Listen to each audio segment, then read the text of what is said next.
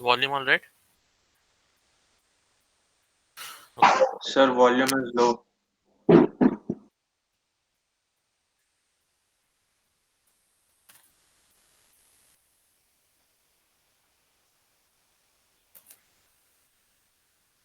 Hello, hello. Is it better?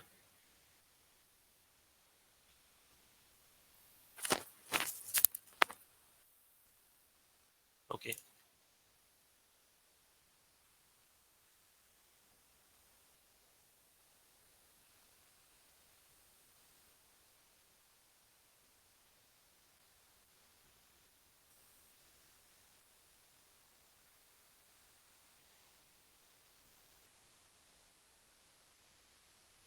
Okay. So in the previous lecture, we had defined the digital forensics, and we had seen some elements of a good forensic process. Now let's see what are the steps in the process. Okay. Now we know what a good forensic, uh, what good practices should a forensic investigator follow. So what is the process that is followed exactly? What do you mean by the process? So these are the stages. These are the stages. First stage is identification.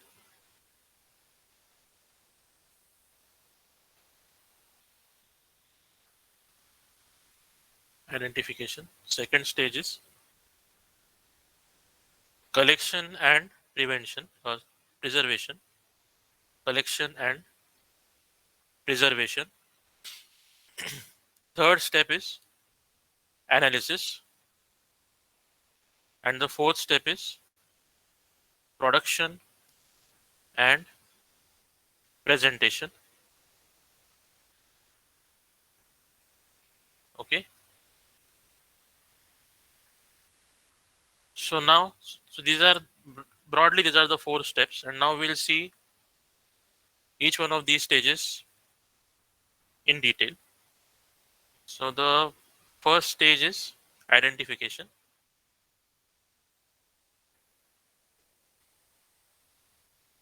Okay. So the first phase of the process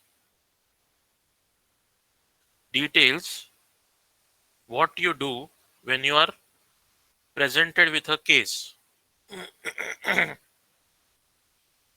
So you are presented with a case and you need to determine a course of action.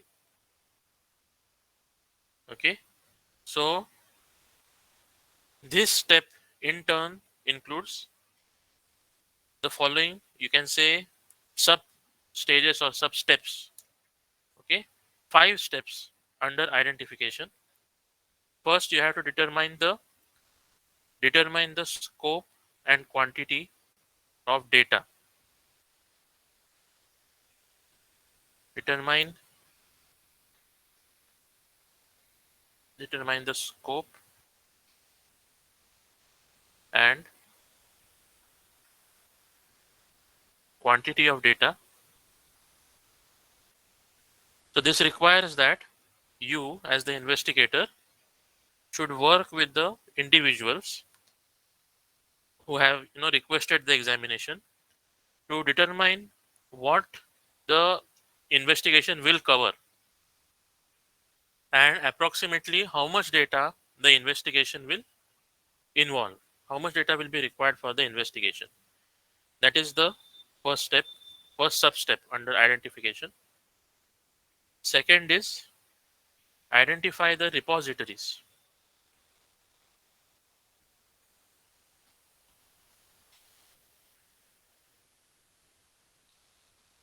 So before beginning an investigation, like after the first step,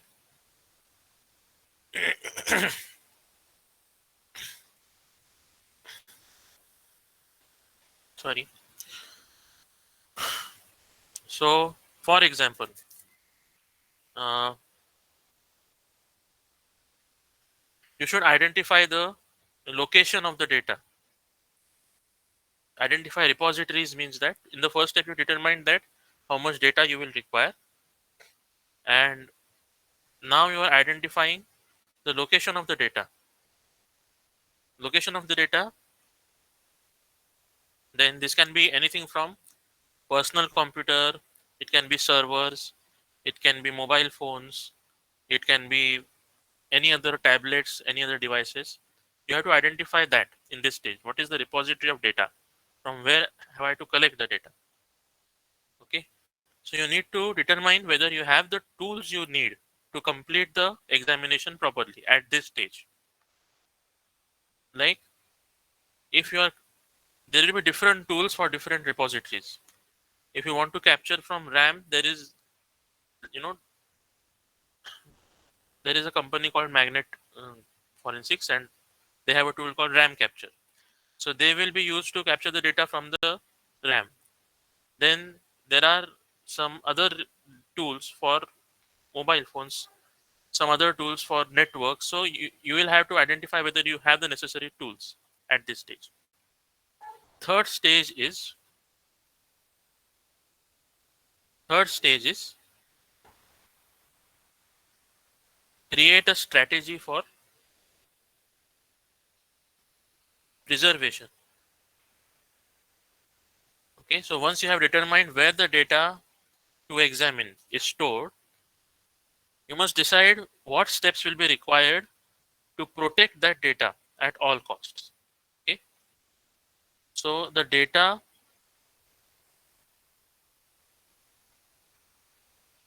preservation must occur uh, quickly, basically. Okay, so you know, because if you collected the data on a particular day and you immediately have to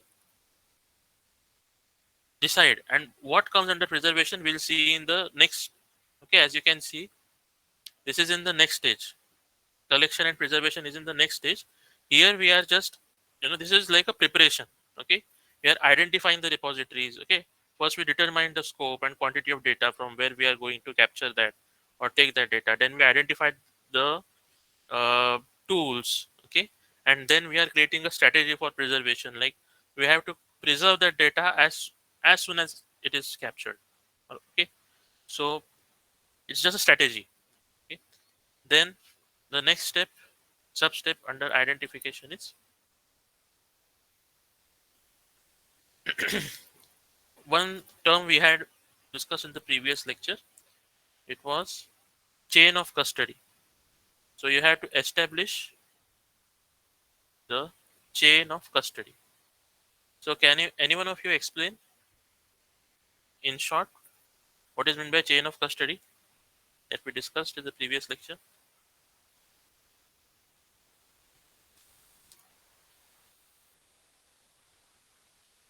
Who can access the evidence? Yes.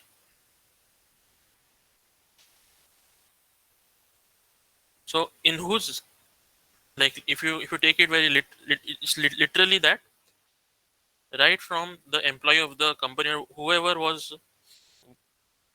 has the access to the evidence, whoever has the custody of the evidence, the entire chain of that, whoever had the access or the custody of the evidence, that is the chain of custody. So you have to identify that chain of custody in this stage.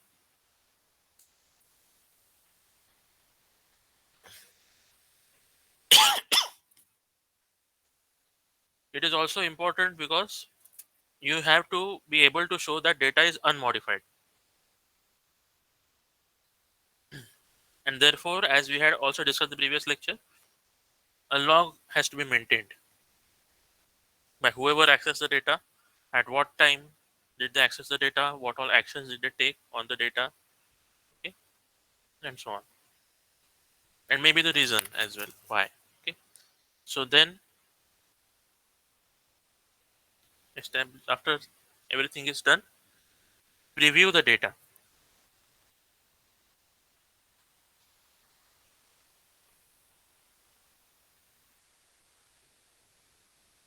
Okay, so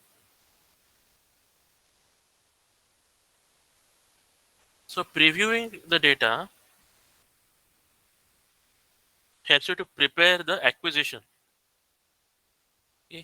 So when you'll create a forensic copy of the data for the purpose of investigation and interpretation, it will be used preview the data in the sense you should be like you have a data model in case of a database, you have a schema.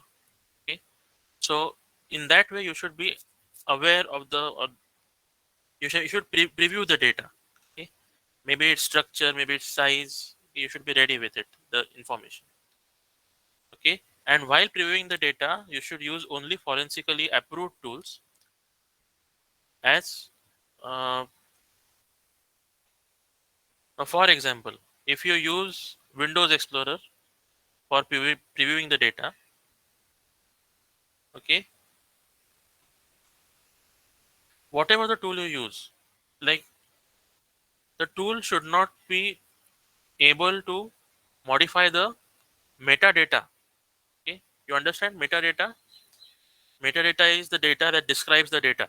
Metadata should not be altered. As a simplest example, let's say the time the file was last opened. Simplest thing. If you while previewing the data, you know, or another thing can be maybe some encryption or some permissions on the file. So whatever tools that you use, because still we have not started to work on the data, we are just previewing the data. It should not be able to change the attributes of the data. Okay, you should not be able to change the metadata.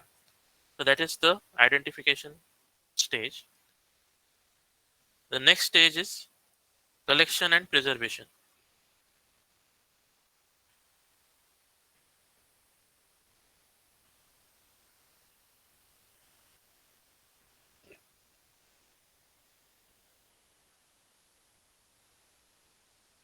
So at this point, you will actually collect the data in a forensically correct manner for conducting the investigation.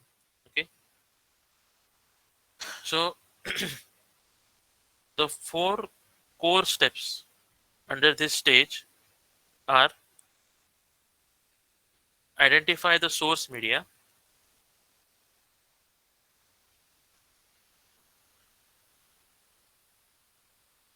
the data is stored on some media and you need to know what type of data is stored and how to access it. Now, while this sounds obvious, so some issues can be when you are, for example, you have a very old tape backup. Okay, so data may not be in a format as convenient as your, the what you can say the USB drives or the DVDs as such. The data can be in different formats. Okay, so if it is a server or if it is an investigation that's in some, because it's a very old technology, I know. Okay, for example, if I say some floppy disk has some data, okay, then you will have to have some tools, because otherwise no one will have a clue of how to access that media, right? How to uh, so because floppy disk is a good example. Okay, and again it's a trivial, like there are many different media that are that were used in the olden days and nowadays we don't use them. So for example, floppy disk, you will have to figure out some way to read that, okay, to access the data on that, because commonly you don't have a floppy disk drive basically. Okay, and so identify the source media. Okay, also how should it be stored. Okay, so you know you should be able to properly handle the data. For example, it's a cassette, and for some reason if you the holes, there are some places on the floppy disk or on the cassette, or like because CD DVD you are quite aware of, you know that if there is any scratch or anything on the glass of it, then it will be difficult to read and write or whatever. The DVD or CD will be inaccessible if it is damaged in that way. So unintentionally, it may be that because you are not aware with that older media, you may do something which may make it inaccessible. So identifying the source media is important for that purpose from that point of view. Second is select acquisition parameters.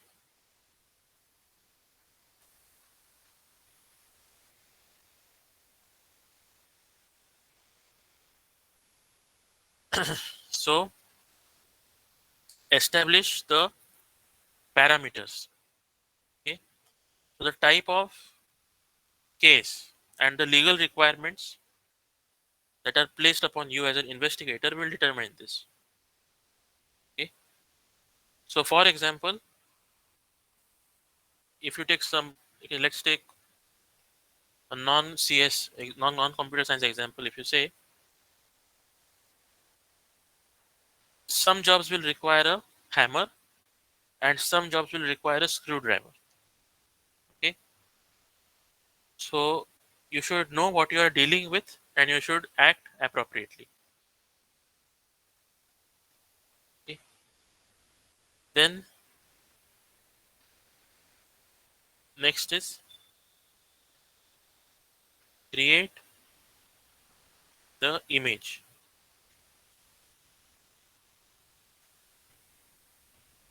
So after you have determined the media and you have decided your parameters, you should create the image. Now the image creation process must ensure that it hasn't modified the data and that the image is complete. You must have the metadata to accompany the image so that you can validate this process. Okay, like checksum or something. Okay, to verify that while creating the image, you understand the uh, meaning of what's going on. We are creating an image of the data which is on the media. Okay, so while doing that, we should have a proof that the image is equivalent to the data on the media. Okay, then the fourth step is authenticate. Excuse me, sir. Yes, Sir, what did you say? The image, while creating the image, it should be equivalent to the data on. data on the media. Data on the media. Okay. Okay. So the fourth step is authenticate. So the purpose of this phase is to determine whether the image that you have created is identical to the original data. Okay. So the reliable way to do this is through cryptographic hash functions. Okay.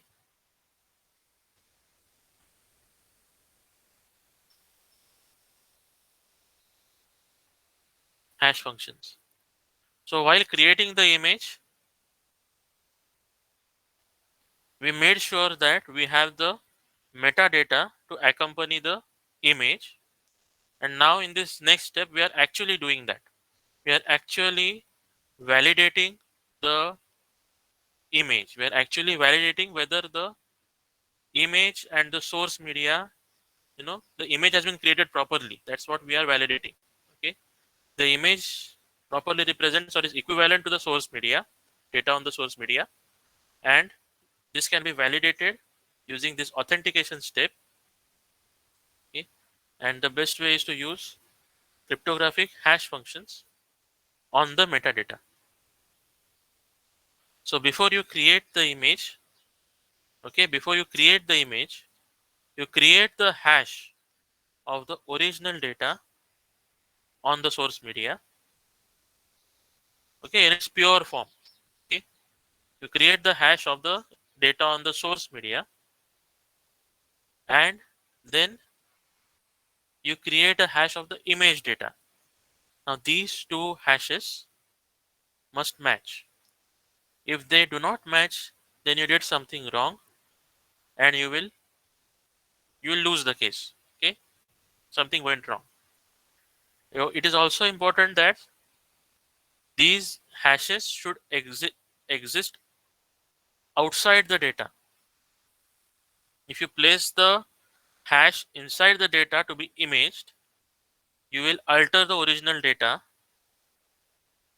and thus the image will become invalid. Okay, okay. So also ensure that the hashing algorithm you choose is sufficiently secure, because a simple checksum, CRC, error correction codes, you must have heard of Hamming codes, parity check. Okay, so those schemes are too easy to manipulate. They are too easy to spoof for manipulating the evidence and keeping the manipulation, undetected. Okay, so the two common algorithms I think I had mentioned in the previous lecture as well. Those are MD5, and SHA. MD5 and SHA algorithms. So this is about authentication. Okay. Now with this we come to an end of the second stage, that is collection and preservation. Okay, so we identified the evidence, we collected, and we are preserving the evidence in this way. Now we have to perform some analysis on the evidence. Okay, so after you have determined what data to examine, and you have authentic images of the data, you can begin analysis. Okay, you what will you begin analysis on the image, right? So this is the main part of your investigation, analysis. Okay, uh, the analysis should be complete. Okay, so you should make sure that you have looked in every nook and corner, and that you haven't missed anything relevant. Okay, and this point we had discussed previously. There are no sub steps in it as such. Okay, there are this part will come back to later in the subject, because analysis, there are some techniques for analysis that we'll study later. Okay, after that analysis is performed, so we are not seeing there are no sub stages as such. There are different analysis techniques. Okay, so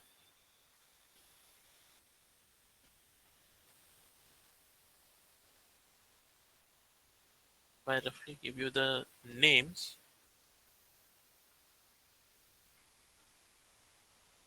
let's not get into it right now. Okay, we'll do that later. Then after analysis comes production and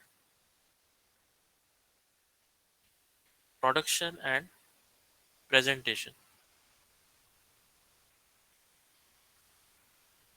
So after you complete your investigation, you will have to come up with evidence and information relevant to the case. Okay, so the lawyers, or whoever the client is, they are interested in these findings, especially. Uh, so this phase has to be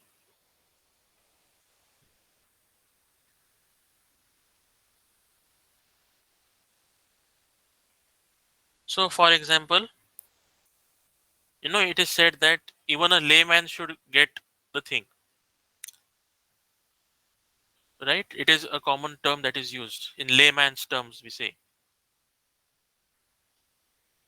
So you can say that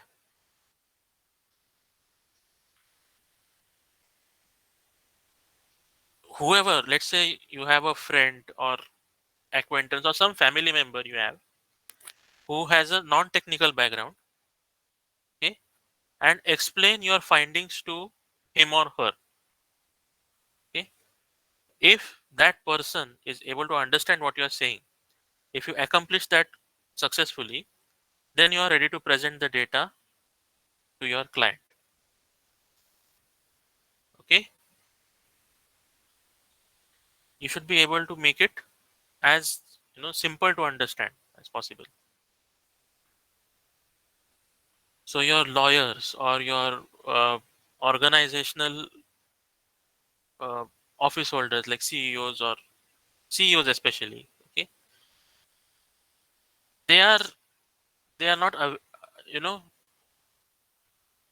you cannot explain the latest, the image format that you used, okay. You used an ISO file or whatever, like what kind of checksum did you use or hash function did you use. They are not interested in that, and they won't understand it, and there is no time for them to teach them what it is. So distill the findings sufficiently so that these technical things get out of it, and you just are able to present the conclusion or whatever the findings are in simple words, okay. So that's all. These are the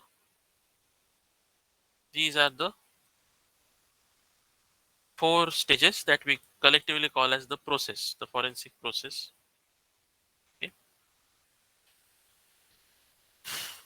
Now what happens after the investigation, okay? After this process is carried out, after the investigation, what happens?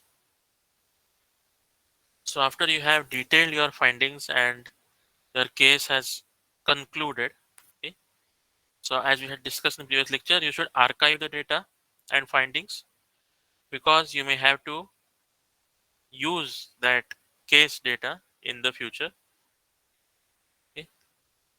Now how much data? So there are some parameters, or like in terms of archiving, if I say what to do after investigation. After investigation, the data that you have, data and the find like, whatever you have, rather than data, I must say the data was there, and then you have some findings on it. So the first thing is, first question that you will have to ask yourself is how much, okay. So some cases will require that you archive the complete images and the data sets used, okay. For some cases, such as for large corporate houses or whatever, complete archival is prohibitive, or cost too expensive, or impossible, okay? So you should determine how much data and which images or which data sets you will need archiving for the future issues. So how much is the first question. Second is how long. This you're talking about archival, okay? Archival of data, how long. So how long do you need to keep the archives? It again depends upon the case. The lawyers involved in the case will have the knowledge of the process of wrapping up a case and the timeline for things such as appeals, okay? So they can guide you in this process. Destroying the evidence too soon after a case concludes can have, obviously it will be foolish, okay? So lawyers can help you in that, and maybe even the executives, okay, CEOs or whatever, even they can help you that this case will never happen. Like this data will never be needed again. There won't be any issues after 5 years or after 1 year, whatever. Accordingly, you will decide after how long will you get rid of the archival. Okay. Third is how likely. So try to determine likelihood that the case will be appealed or escalated. Okay. So if the appeal is inevitable, archive as much as possible. If it looks as though it will be escalated, such as uh, there were some other things that happened. Okay, so normally, if an employee is there is some issue found with a genuine issue with some employee, and the employee is fired, then the employee may cause the employee may file a wrongful determination case. Did some investigation, there was some data leak, did some investigation, whatever, and because of that you terminated some people, you fired some people, and those people may come back with you know so the same lawsuit, the same case is not appealed or escalated, but some other cases are coming up now. Okay, based on your forensic findings, you traced it to some people who were fired, and now they are appealing that decision of the company to fire them as wrongful termination. And so how likely is all of this to happen? Okay, so these questions or these things only the lawyers or the executives can answer, and so the data forensic investigator should be in contact with them.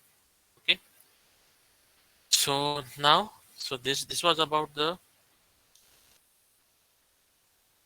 still it was the like the introductory part and the beginning of whatever we are going to learn. The next thing that we'll see is, okay, so the basics of a computer, including the digital electronics, the storage devices, magnetic storage, volatile memory, permanent, like the cache, where is cache, and all these things have been covered in the OS, I presume. Okay. So that part need not be covered.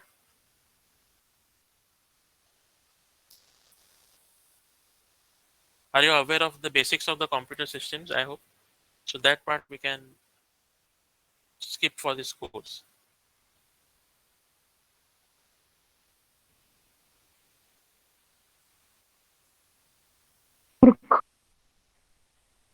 Yes, someone said something.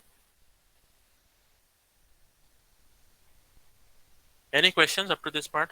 Anything you want to ask? Say.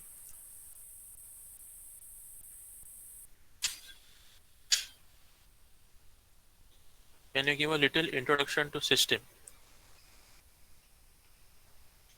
Which system?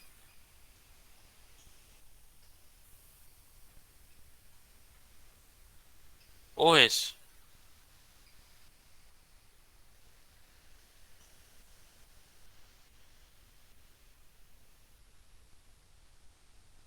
The likeliness part.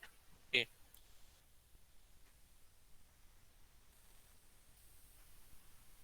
Well, how likely means that? How likely is it that the data that we are archiving, the archival, okay, how likely is that it will be needed? So when will the data that we are archiving, when it will be needed? So the likelihood that it will be needed is either the same case.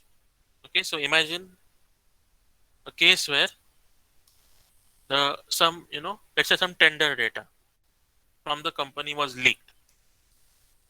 Then a forensic investigation was conducted, and it was traced to some employees of the company. Okay, and then some other firm which was involved whatever, and the case was, the hearings after hearings, and then the case was finally concluded. Okay, the case is not, see, this is about another firm getting that tender data and bidding for the particular contract or whatever it is, okay, with a better tender. Okay,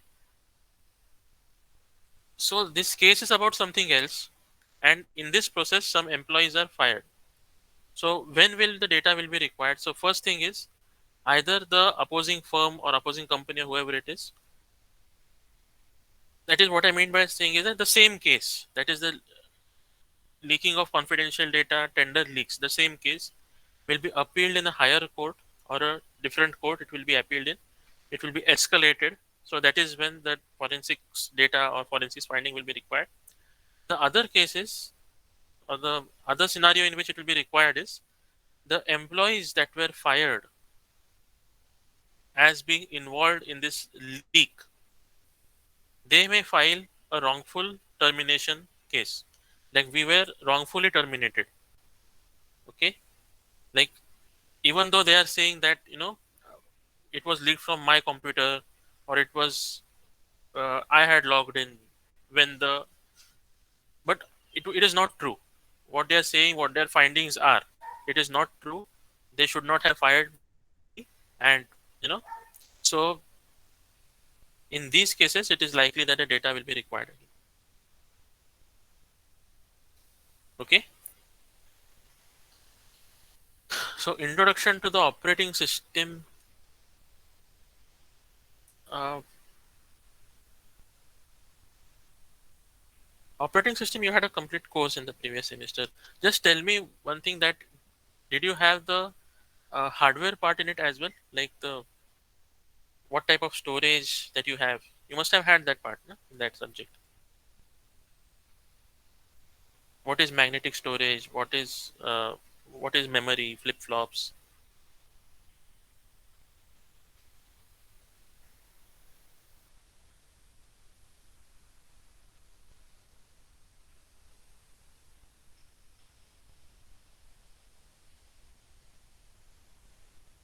Okay, I don't know.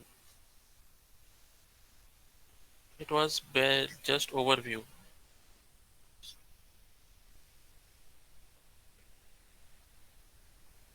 Okay, okay, I'll say some things and you just let me know whether. So I'll just, okay. So if you go from literally the bottom up manner, if we go. So first there are zeros and ones.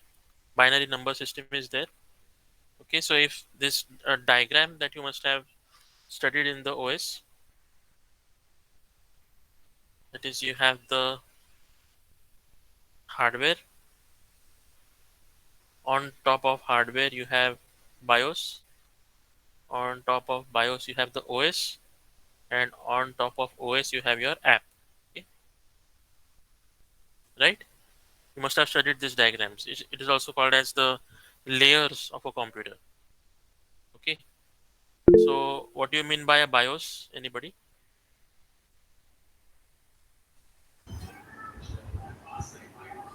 Yes, basic input output system. Basic input Correct, output system. correct, correct.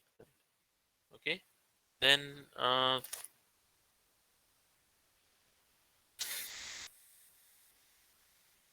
okay, what else can we?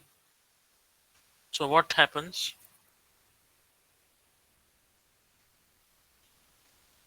So when you first turn off the computer, the BIOS runs a series of self checks, and they are called as POST. So do you know what is POST? These are the very basic things. Power on self test. Yes, yes, correct. Okay, so you know the basics. Okay, so after POST, it turns the control over to the operating system. Okay, so this transition occurs by MBR, master boot record, on the hard disk. Okay, So a BIOS manages the allocation of resources via interrupts or direct memory access to the peripherals, and it handles the basic security measures. Okay. Also, some of the BIOS features are power management and DRM. BIOS also manages DRM. DRM, anyone? What is DRM? Digital rights management, DRM. Okay. So power management, you know, and digital rights management. So BIOS provides raw access to the resources. It does nothing to manage or allocate these resources for performance. That functionality is, so BIOS acts as an interface between the OS and the hardware. Okay, now what is the OS? OS is the most complex piece of software or any given computer. It acts as a translator between the end user application, okay, and the BIOS or the hardware.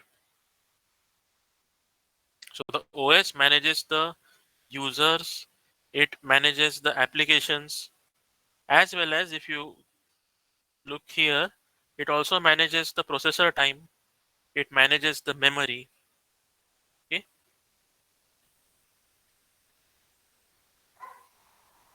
So for digital forensics, you should know the OSS very well. You can, like uh, okay, hardware part. If I say this is about BIOS OS application, about hardware part, I'll quickly say some things. I don't know. You know about adder circuits?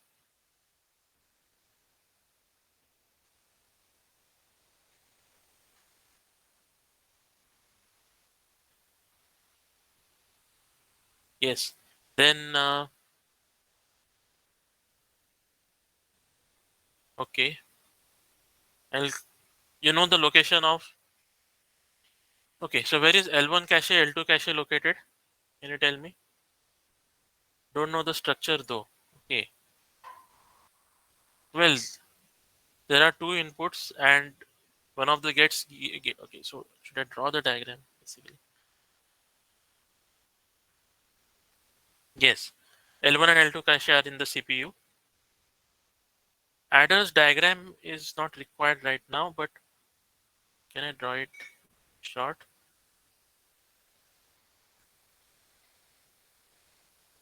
No, it's not required for this subject.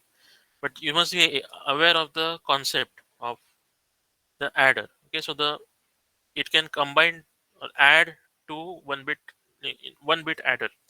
Okay, so 1 plus 1 generates a carry, 1 plus 0, 0 plus 1, 0 plus 0. At basic addition it carries. Okay, then so I was talking about caches. So L1 cache, L2 cache registers are within the CPU. Then you have a RAM, which is also called as the main memory, and you have the secondary memory, which is also called as the hard disk. Okay, so volatile memory is like a scratch pad. Okay, volatile memory is made up of flip flops. Okay, volatile memory is made up of flip flops, and if multiple flip flops are connected together, they form. Okay, if they are connected in a series, basically, then they form a register. Okay, so if you combine,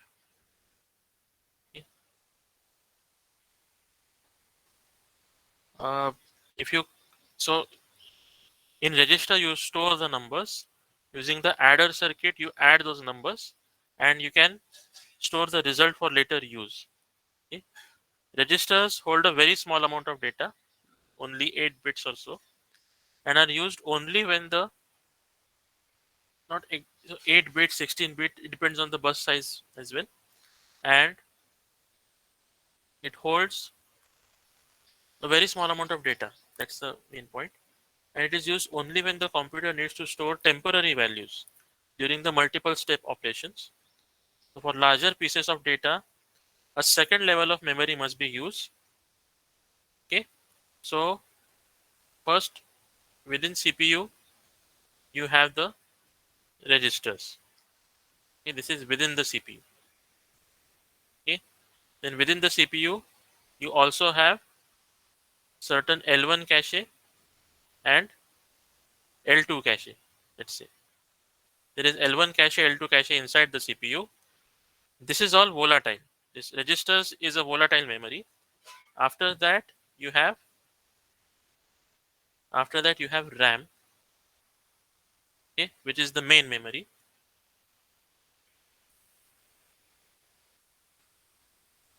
So RAM is outside the processor and it can hold much larger amount of data than the register. So it can hold large amount of data.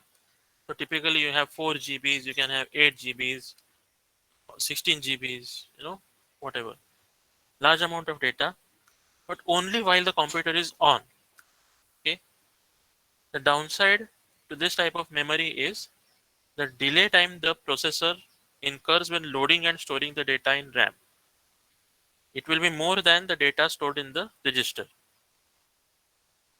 Also, because of this lag time, we have a cache. Okay, so we need not fetch some things from the RAM every time.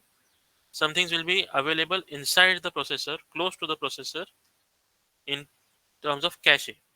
Okay, so cache is the intermediate step between registers and the main memory. Register is the fastest and closest to the CPU. Then you have L1 and L2 cache, and then you have RAM, which is outside the processor, which will require more delay. Then you have non-volatile memory. This is all under volatile memory. Non-volatile memory is used when data needs to be stored when the computer is turned off. So most of it is magnetic media. Now none of this is magnetic media. You realize this? This is all stored electronically. Okay? So non-volatile storage is magnetic. Non-volatile storage is magnetic. For example, you have a hard disk.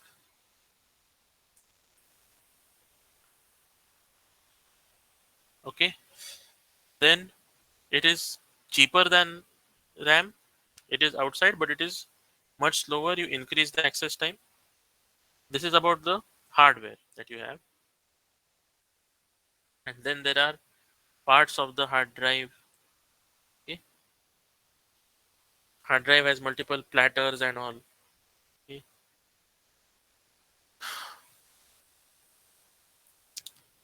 what else is required? Then you have, apart from magnetic storage like hard disk, you have optical media like CD-ROM. Okay. Normally what we use is DVD, digital video disc.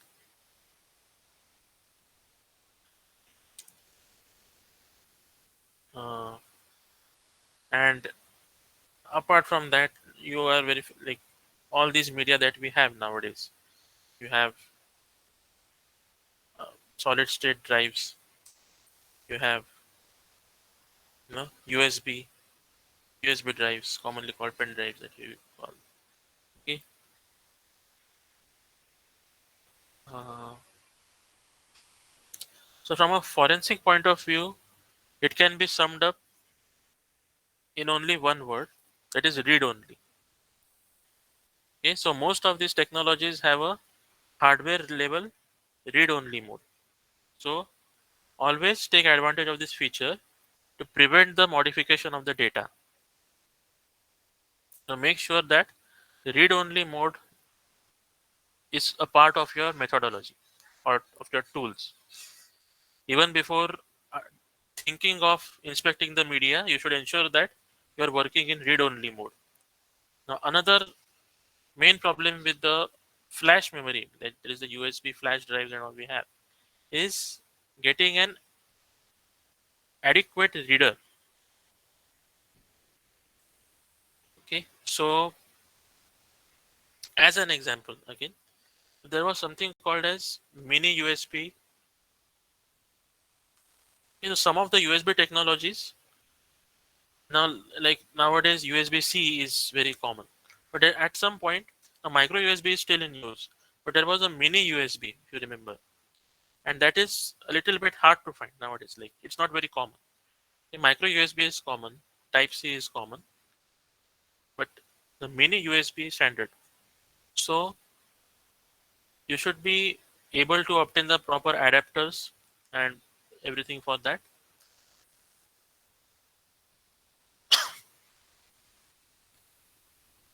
And that's it. Okay, so that's all that will be required, and the rest we'll see when using the tools or whatever.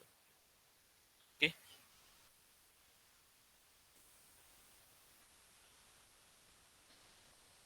The okay. Any questions? Anything you want to ask, Asi, after this?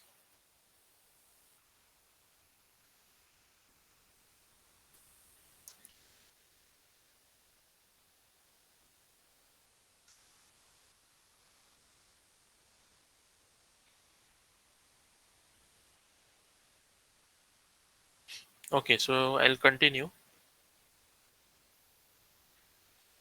So now let's discuss about actually working in a forensic lab. Okay. So what is the computer forensic lab basically? The computer forensic lab has the equipment as well as the media that we acquire. So let's call it as the suspect media. Okay. So computer forensic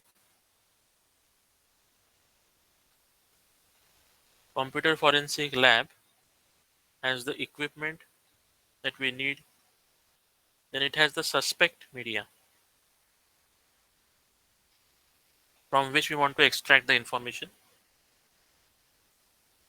The physical, uh, okay. So what all you need to think when setting up a forensic lab? Okay. So first thing is, you can say the security of the lab itself. Okay. And see security, security of the lab. So how difficult would it be to compromise the evidence in your lab? How many people have access to the lab? Okay.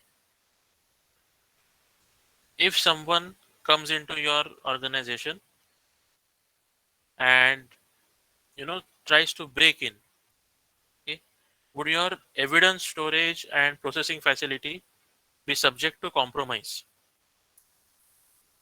Okay. So if you remember the uh, have you seen the web series? Okay? There is a scene from the series called as the Breaking Bad. Okay, where they wanted to destroy the evidence on a magnetic storage. Okay, so they created a huge, very powerful electromagnet. Okay, and they drove it close to the evidence storage room, and that magnet was so powerful that they've succeeded for the most part in destroying that evidence. Okay, so that is what I'm talking about. Okay, so security of the lab is important. Okay, then so what all will you need to do for that kind of a security? Okay, so physical access is there, like the the location of the lab, everything. So let's discuss one by one. What all in what all ways can the data be the evidence be spoiled?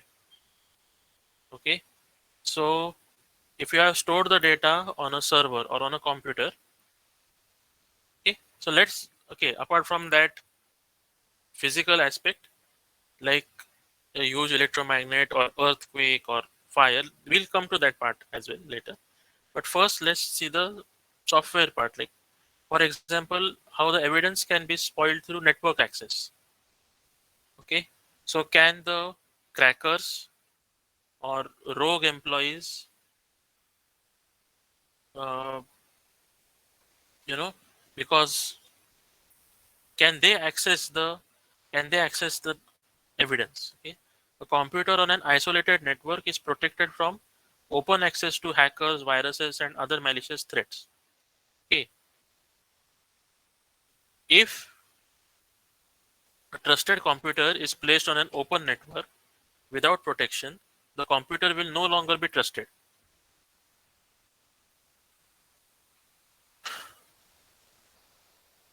Okay, so have you heard of the term of air gap? Okay,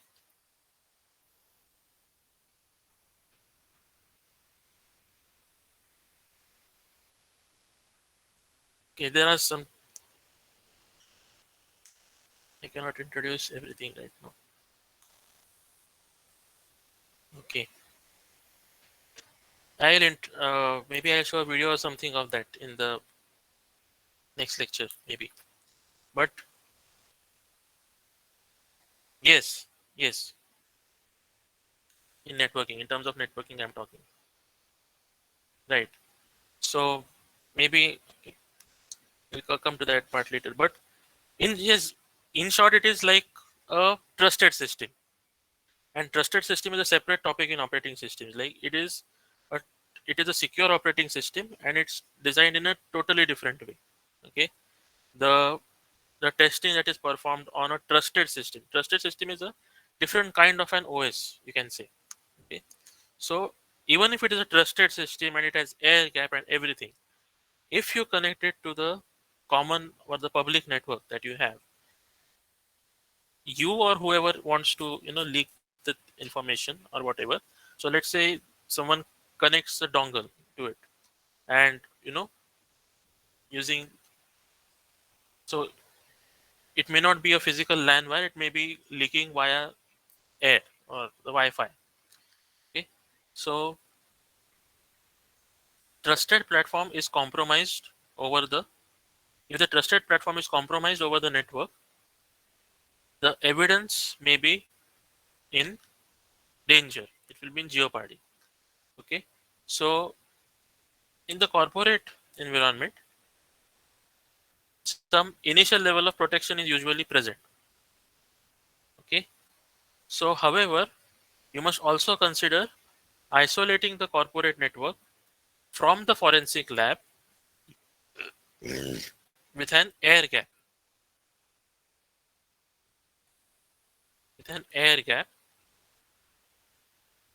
which is physical isolation. There is air in between, right? Physical isolation. Okay, physical isolation or firewall. Firewall is network isolation.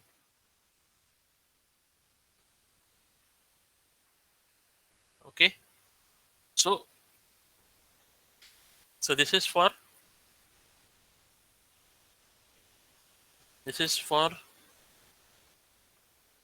spoilage through network access. Okay, this is for spoilage through preventing spoilage through network access. You will have an air gap and you will have a firewall. So proper preservation procedures, as we had before, like we keep a documentation, we keep a of uh, record of authenticity of the evidence. whoever access the like you. The point is, even if you maintain the records, we may come to know that who tampered the evidence. Maybe we may be able to track that, but it's of, if you see, the person may be punished or whatever, but the evidence is gone. Okay, so air gap and firewall. So these are all thoughts. These are all the, these are all thoughts basically. These are basically thought. This is not something. So air gap and firewall. Firewall is something that you can code basically, but the other things are like principles, like thoughts that should be in your mind while designing a lab or working, creating your own lab or working in a lab, forensic lab. Okay, so the discovery, the evidence must be protected, and even if you find, so what if it is tampered? Then comes, like, what will you do? So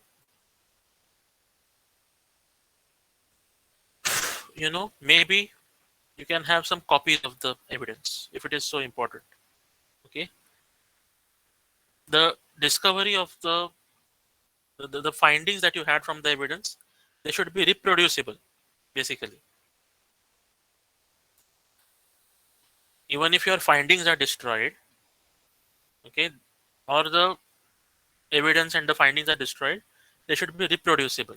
Okay, that comes to the principle known as redundancy that you have. Okay, so you have redundancy so that even if it is destroyed at one place, it has one more copy, let's say, somewhere else. Like if this place is compromised, some other independent place, it remains safe there. Okay.